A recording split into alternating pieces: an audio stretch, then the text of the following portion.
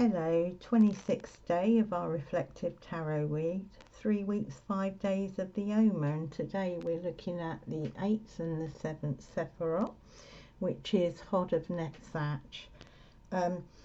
Now, above Hod of Netzach is Sephirot, the heart, and all paths lead into and out of the heart, either upwards or downwards.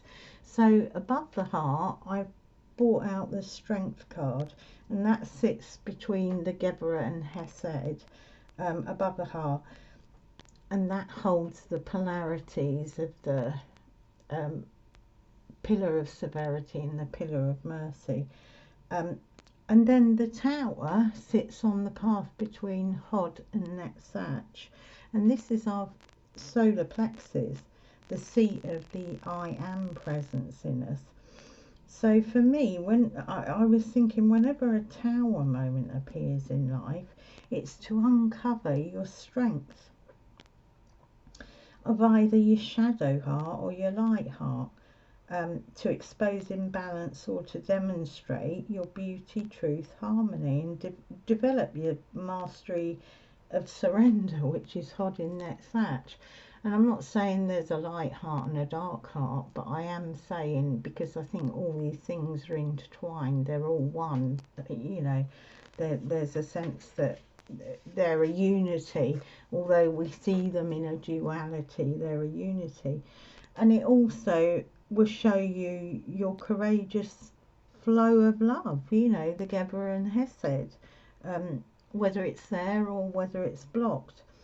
So our Hod, our 8 of swords, and our Netzach, our 7 of swords, here, they're out of balance, yeah, and it's kind of obviously it's air energy, it's mind energy, the intellect. So the 8 of swords, she surrendered to the point where she's bound and not seeing. She surrendered her mind and her will, her solar plexus with Hod and Netzach, and she's bound and not seeing. It's humility to the extreme. That's doormat humility. She's mentally surrendered to an outside will, or she's mentally surrendered to a really imbalance internal psychic structure, you know, but more than likely outside will, either someone else's will or her conditioning, her culture, society, religious beliefs, whatever. But she's not in a place of sovereignty, that's for sure.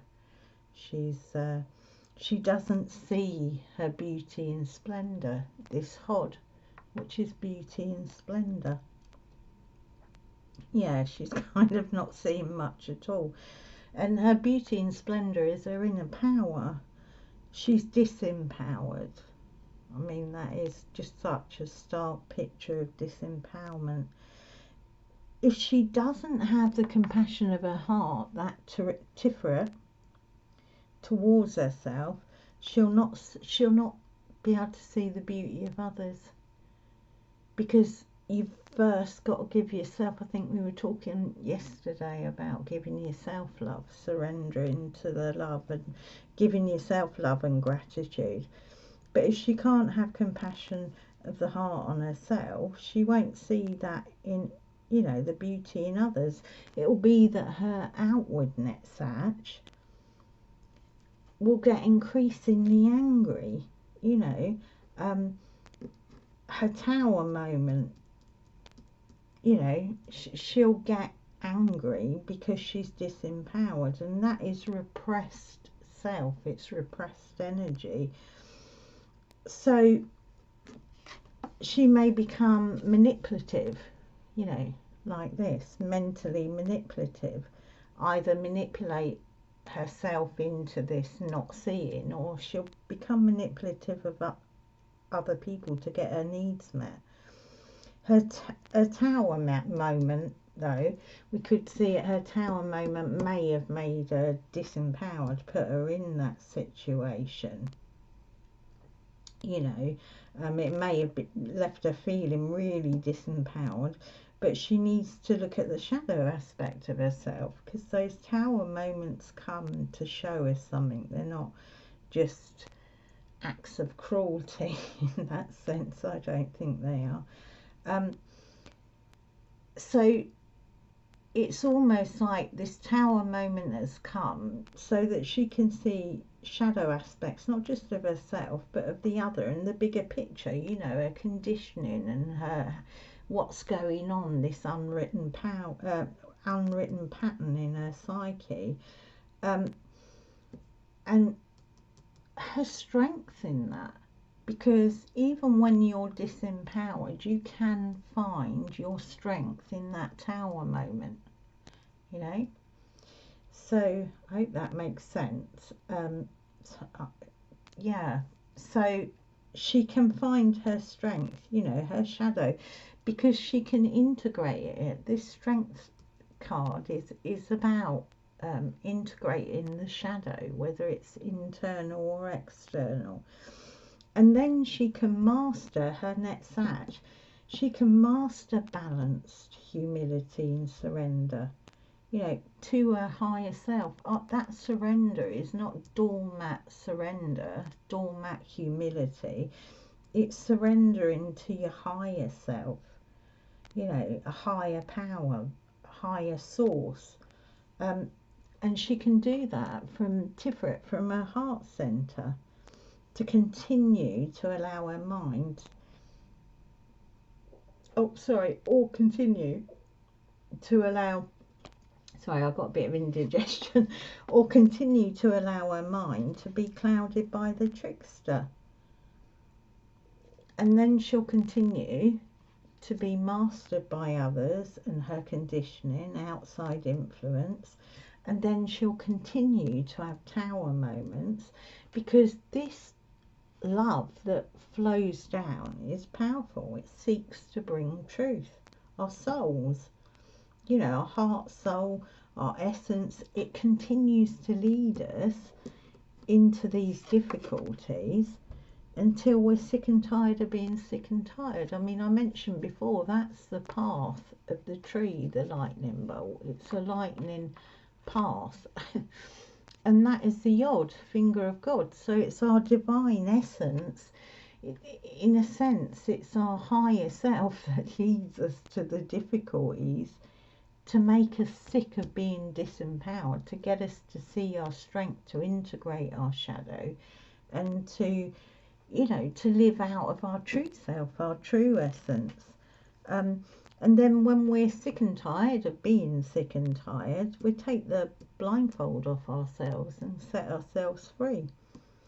Hod within Netzach is the balance of submission to a higher truth, or to your higher self or power. And when we look at the imbalance and shadow the tower brings, we can surrender to that higher wisdom that leads us out of this difficulty, because it's strength that integrates all those disparate parts of us, you know, what we see as duality and polarity. It brings a kind of integrative integration moment, and we get led out of difficulty because we see our own predicament. We're brought face to face with our own predicament, and then we learn to trust our heart. We can often see when we get these tower moments that we've arrived there because we've not listened to the heart. We've not listened to our intuitive promptings. Or, you know, sometimes, I know for me, my heart's been yelling at me, and synchronicities have been yelling at me, and I've just, for some reason, not seen them. But actually what happens out of that is that the tower falls so crashingly that you then learn such a depth lesson. You get a depth of integration and a depth of strength from that. Yeah, so when we see that predicament, you know, and you start trusting your heart and the leading of your heart, and not allowing you just stop allowing your mind to tie you in knots. And it's often your mind and emotions, but it usually starts from your mind. So we won't allow the trickster, of our egocentric thoughts or of others or outside conditioning, nor become identified with that trickster. We won't identify with our ego. We see that our ego is a facet of us to serve us, not to be doing the driving. And then we can embrace all of ourselves. We can integrate. And when we do that and we balance, not only do we have a clearer sense of divine leading and source intelligence, we also begin to see the beauty in others, because that is a compassionate act to embrace all facets of yourself, good, bad and the ugly, and integrate them. Yeah, it's the mastery of surrender, but not doormat humility. Yeah, so it's a very heavy one, that, but it's kind of reflections on, your tower moments. It's good to reflect on the tower moments. I mean, I don't know about other people, but often when I look at tower moments in my life, they end up having the same kind of patterns and cycles, and it's usually just something you need to embrace. You can't do anything about it often, but you just need to embrace, not repress. Then your soul, or your higher self, or your higher power, whatever you trust in that's above your small mind, won't lead you to the place to see it, to become unbound. It's kind of yeah, I hope that makes sense. It's a bit difficult to try and get it into words, but yeah. So the White Light Tarot was the Ivory Wish Fulfilling Crow. It's one for you there, Erwin. So this story of this wish fulfilling crow is beautiful. That's the prettiest crow I've ever seen. It's about a Hindu sage, Basanda, and he assumed the form of a crow, and he sat on top of a wish fulfilling tree, and whether there was plenty or famine, he was always content, whatever the circumstances. So it's been like this kind of, if the tower moments are there so that you can have the strength of integration and further growth, the fear goes, I guess. But I'll read a bit from the Oracle book, because it's just lovely.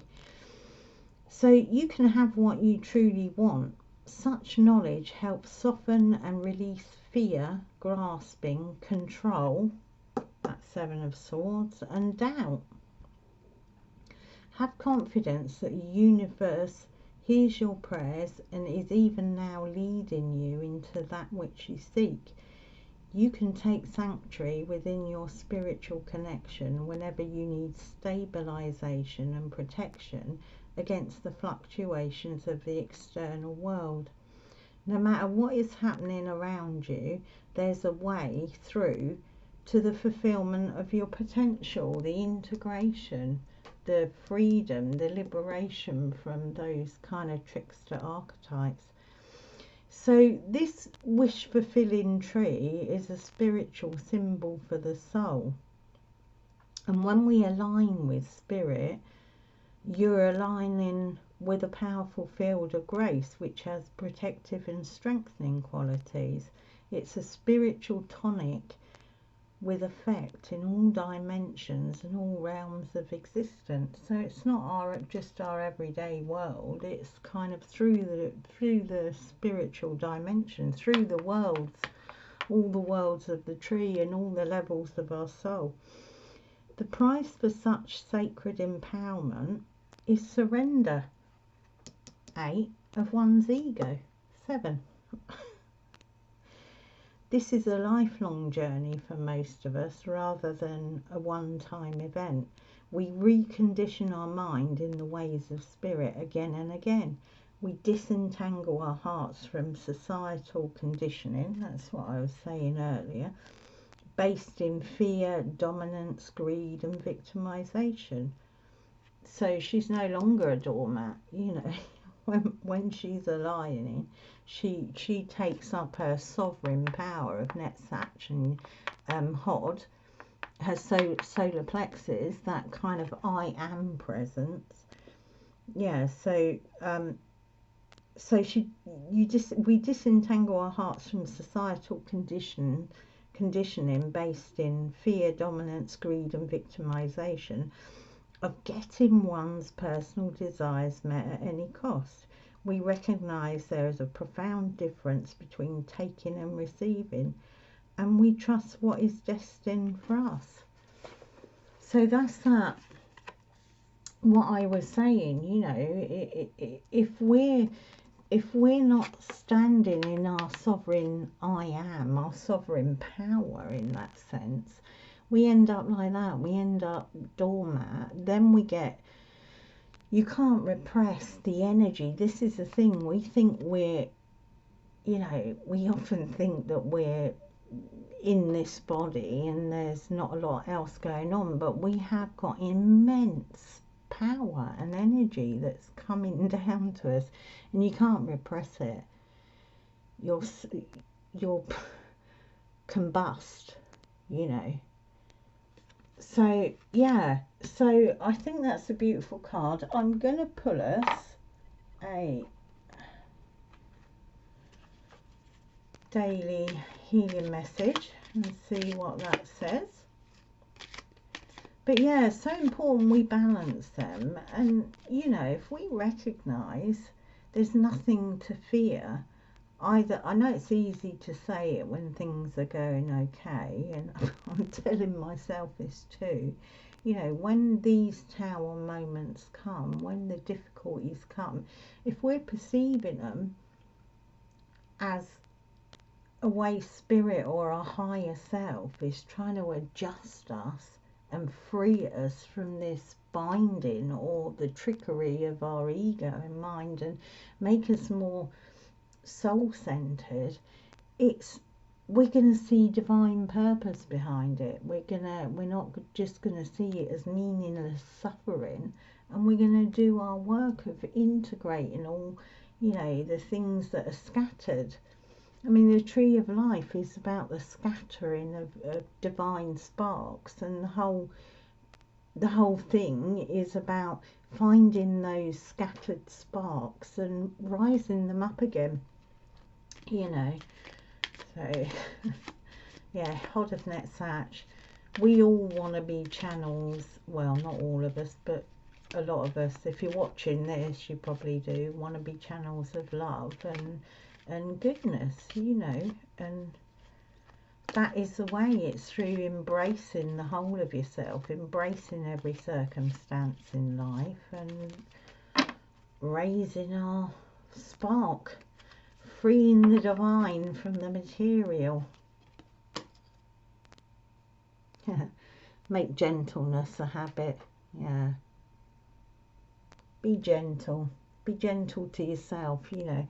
When we have these tower moments, when our shadow comes up, when we mess up, when we fail, when we be gentle. Spirit's actually gentle. That's why I think it's, yeah, the Christians depict it as a dove, because they're gentle. Gentle. Even that lovely crow that's I mean, people look at crows and they don't like. I love crows. I love the carrion birds, because yeah, they go and they eat all the dead stuff, but they're cleaning it all up for us. There's always two kind of sides to everything, and yeah, we need to be gentle with ourselves when we mess up. I mean, when we get, you know, tangled up, when we've consistently messed up and we're sitting there thinking, oh my goodness, what have I done with my life? You know, there's a reason. There's deep learning. Tower is about deep learning.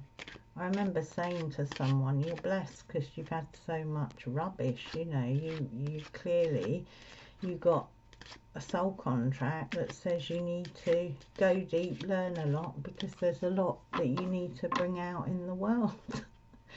Yeah. Okay. Yeah. Raise the vibration of the planet through your radiant loving light. Yeah. Make gentleness a habit, especially to yourself. All right. Lots of love. See you tomorrow.